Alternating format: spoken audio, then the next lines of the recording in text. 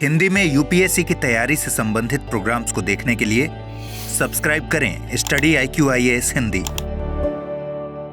Hello दोस्तों, स्वागत है आप सबका स्टडी IQIAS हिंदी में। दोस्तों, बात करें अगर भारत के वेदों और उपनिषदों की, तो ऐसे कितने ही महावाक्य, महासूत्र हैं जिन्होंने सदियों तक भारत की संस्कृति को नई राह दिखाई है। बात करें अगर 4 महावाक्यों की, जैसे हम कहते हैं कि अहम ब्रह्मास्मि, ठीक है, सर्वम खलिद्वम ब्रह्म, तत्त्वम असि, प्रज्ञानम ब्रह्म। ये जो महावाक्य निकल के आए हैं, जिन्होंने वर्षों तक भारत में जो ज्ञान की धारा है उसको प्रवाहित किया, कंट्रोल किया। अब जैसे अद्वैतवाद पढ़ाता हूं, अद्वैतवाद में आपने शंकराचार्य के अद्वैतवाद को जब पढ़ा होगा तो आपने एक बात स्पष्ट रूप से जानी होगी कि शंकराचार्य क्या कहना चाह रहे थे कि कोई द्वैत नहीं है। शुरुआत में जो द्वैत दिखता है दरअसल वो अद्वैत है, यानी कि जब आत्मा को, जीव को पता चलता है कि वो अज्ञान की माया में लिपटा हुआ है, तो वो ज्ञान की तरफ जाता है और ज्ञान प्राप्ति करके वो ब्रह्म में, यानी कि परमात्मा में विलीन हो जाता है या परमात्मा बन जाता है, और तभी उद्घोष आता है अहम ब्रह्मास्मि का। तो अगर हम बात करें भारत में, तो ये 4 महासूत्र वर्षों से हमारे लिए पथ प्रदर्शक के रूप में आते रहे हैं विभिन्न तरीकों से।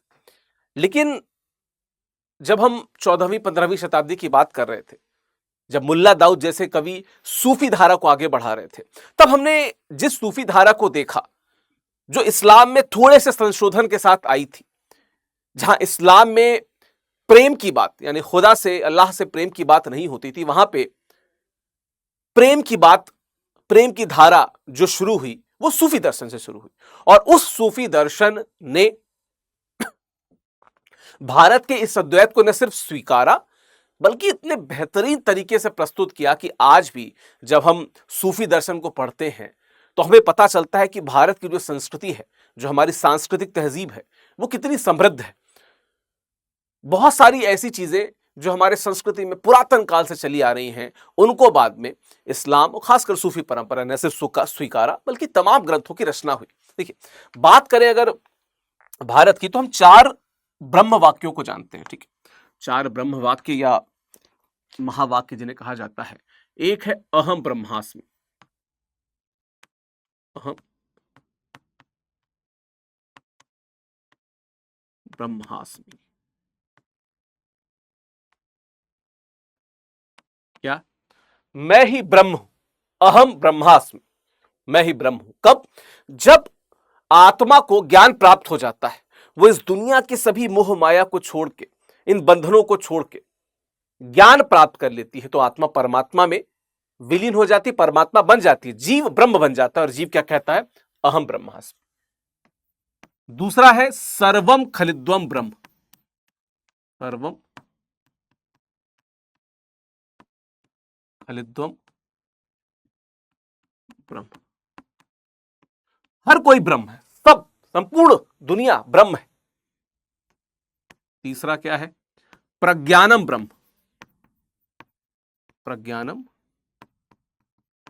ब्रह्म, जो प्रज्ञा है, इस दुनिया में जो आप जी रहे हो, जो भी सोच रहे हो, विचार रहे हो, यह भी ब्रह्म है।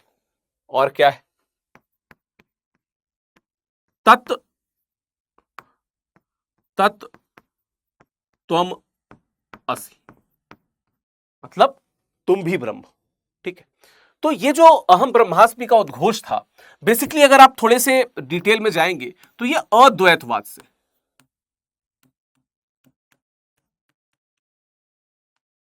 ठीक है, आप डिटेल में जाएंगे तो ये अद्वैतवाद से बड़ा प्रभावित है। और इनफैक्ट अगर मैं कहूं कि अद्वैतवाद का सारांश अगर कोई ब्रह्म वाक्य, महावाक्य हो सकता है, तो वो क्या है? अहम ब्रह्मास्मि।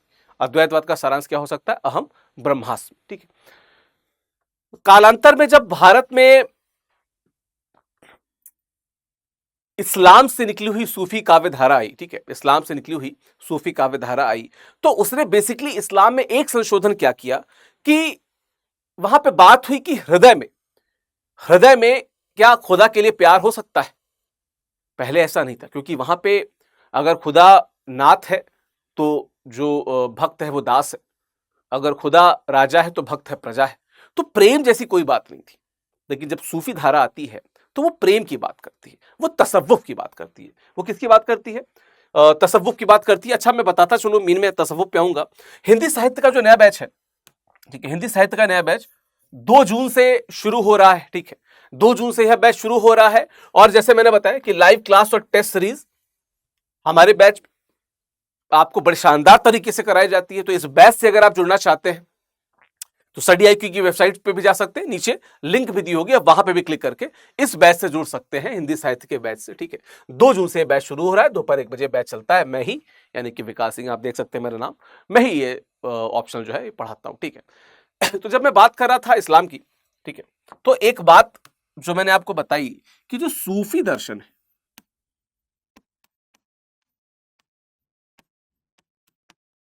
जो सूफी दर्शन है, ये जो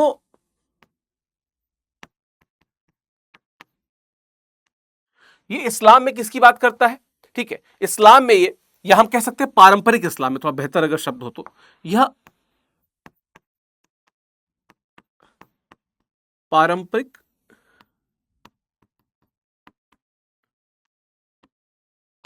इस्लाम में, ठीक है, यह क्या करता है? यह पारंपरिक इस्लाम में जो भारतीय वेदांत है,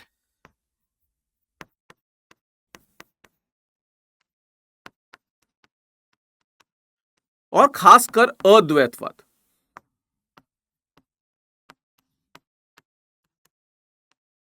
अद्वैतवाद का समन्वय करता है।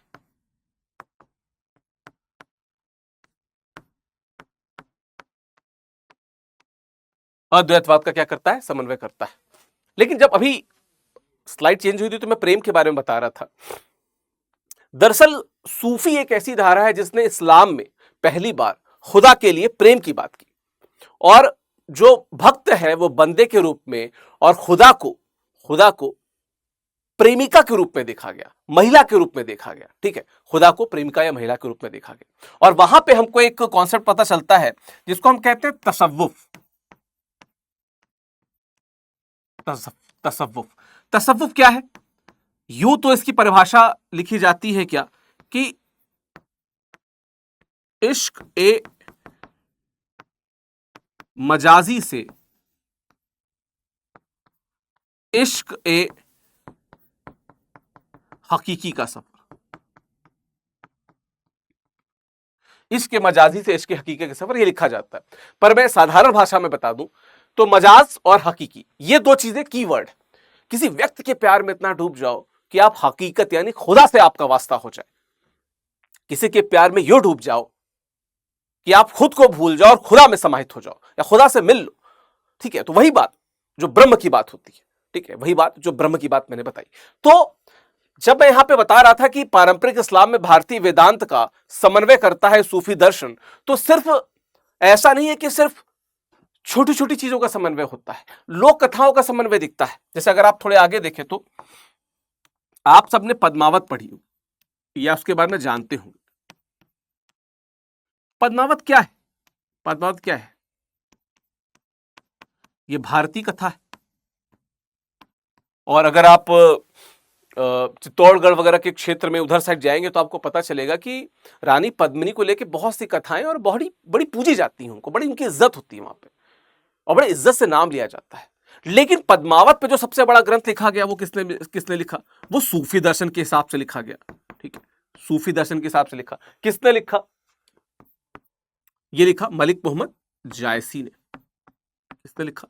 मलिक मोहम्मद जायसी ने लिखा। ठीक है, और यही सूफी दर्शन जो है, ये भारत की जो प्राचीन सनातन धर्म चला आ रहा है, जो सनातन संस्कृति है, उसमें इस्लाम का समन्वय करती है। ठीक है, भारतीय कथा में कथा क्या है? भारतीय है, पर इसमें दर्शन क्या है? सूफी दर्शन। ठीक है, और क्या है? हम अरबी के बारे में जानते हैं। ठीक है, हम अरबी के बारे में जानते हैं, अरबी भाषा के बारे में जानते हैं। लेकिन अरबी भाषा की लिपि अगर हो, अरबी भाषा की लिपि अगर हो, ठीक है, अरबी भाषा की लिपि अगर हो, ठीक है, लेकिन लिखा किस में जाए? अवधी में। मतलब अरबी भाषा की लिपि में अवधी भाषा में लिखा जाए। जैसे हम लोग रोमन में हिंदी लिखते हैं, ठीक है, और देवनागरी में अंग्रेजी भी लिखते हैं, ठीक है, इंग्लिश लिखते हैं ना, ब्रिटिश लिखते हैं ना, बी ब आधार वो कट वाला र, ब्रिटिश है अंग्रेजी का शब्द लिख देवनागरी में। वैसे ही अवधी भाषा को अरबी भाषा की लिपि में लिखा गया, यहां पे भी समन्वय। और क्या, अगर बात करें तो भारत में जो प्रबंध काव्य की प्रथा चली आ रही थी उसमें आपको मसनवी शैली का भी समन्वय दिखेगा, मसनवी शैली का समन्वय दिखेगा। तो हर जगह जो भारतीय वेदांत दर्शन है उसमें जो इस्लाम की महक दिखती है वो सूफी में दिखती है। और जब मैं अनल हक की बात करता हूं, ठीक है, जब मैं अनल हक की बात करता हूं, ठीक है, जब मैं अनल हक की बात करता हूं तो अनल हक कुछ और नहीं है, ठीक है, अनल हक कुछ और नहीं है, अनल हक कुछ और नहीं, अहम ब्रह्मास्मि का ही सूफी वर्जन। अनल हक, अनल हक क्या कहता है? अहम ब्रह्मास्मि, मैं ही ब्रह्म, ठीक, मैं ही ब्रह्म। तो बहुत छोटी छोटी सी ऐसी बातें होती हैं जो कई बार हमारे सामने से गुजरती हैं और हम इग्नोर कर जाते हैं।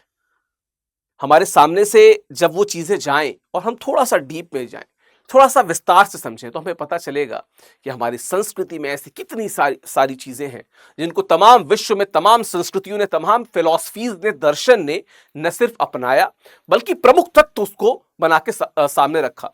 अनल हक की बात करें, ठीक है, या अगर हम बात करें तसव्वुफ की बात करें, या हम पारंपरिक इस्लाम में भारतीय वेदांत यानी कि अद्वैतवाद के समन्वय की बात करें, ठीक है, भारतीय लोक कथाओं में सूफी परंपरा की बात करें, अरबी भाषा में अवधी की बात करें, या प्रबंध काव्य की तर्ज पे मसनवी शैली की बात करें, हर जगह आपको जो भारतीय वेदांत है उसमें आपको इस्लाम की महक दिखेगी, सूफी दर्शन की महक दिखेगी। तो इसी अनल हक की मैं बात करना चाह रहा था। ये जो अनल हक है दरअसल क्या है? अनल हक आपने बहुत बार सुना होगा अलग अलग सीरियल्स में। अनल हक कुछ नहीं है, बस क्या है, अहम ब्रह्मास्मि का ही सूफी वर्जन है जो अद्वैतवाद की बात करता है। कहता है क्या कि जब आप तसव्वुफ के रास्ते पे हो, मजाजी से किसी व्यक्ति से प्रेम करके आप हकीकी तक पहुंच जाते हो, हकीकत आपको मिल जाती है, हकीकत आपको दिख जाती है। जो चार स्थित है जिसमें तरीफत, मारिफत, फिर उसके बाद में हकीकत आती है। तो हकीकत तक जब आप पहुंच जाते हो तो दरअसल आप ईश्वर से, खुदा से, अल्लाह से मिल लेते हो। तो जहां पे वो अहम ब्रह्मास्मि था वहां पे ये अनल हक था। कोशिश की कि आपको एक नया पॉइंट ऑफ व्यू बताने की ट्राई करूं, और इस बाबत में इस प्रकार के वीडियोस लाता रहूंगा जहां पे आपको पता चलेगा कि छोटी छोटी चीजें जो हमारी संस्कृति से जुड़ी हैं वो कैसे व्यापक स्तर पे इतनी बड़ी हो गई कि समस्त विश्व, समस्त संस्कृतियां और दर्शन उनको अपनी फिलॉसफीज में लाते हैं। चलो मैं फिर से बताता चलो कि हिंदी साहित्य वैकल्पिक विषय का, ठीक है, जो बैच है वो 2 जून से, ठीक है, 2 जून से शुरू हो रहा है, ठीक है। विकास लाइव कोड का अगर प्रयोग करके आप इस बैच को लोगे तो आपको मैक्सिमम डिस्काउंट मिलेगा, ठीक है। इस बैच से इसलिए भी जुड़ जाओ क्योंकि शानदार रिजल्ट देने वाला बैच है। कितने सारे एस्पिरेंट्स को उसने सही दिशा, सही दशा और सही रास्ता, सही कर्तव्य पथ दिखाया। तो इस वैकल्पिक विषय से जुड़ने के लिए लिंक नीचे दी होगी। बाकी आपको ये वीडियो कैसा लगा आप मुझे जरूर बताइएगा, कमेंट बॉक्स में बताइएगा। आपका कोई व्यू है, कोई पॉइंट ऑफ व्यू है, कुछ और आप बताना चाहते हो, कुछ और आपने महसूस किया तो आप मुझे जरूर बताइएगा, ठीक है। Thank you so very much इस वीडियो को देखने के लिए, धन्यवाद। हिंदी में यूपीएससी की तैयारी से संबंधित प्रोग्राम्स को देखने के लिए सब्सक्राइब करें स्टडी IQ IAS हिंदी।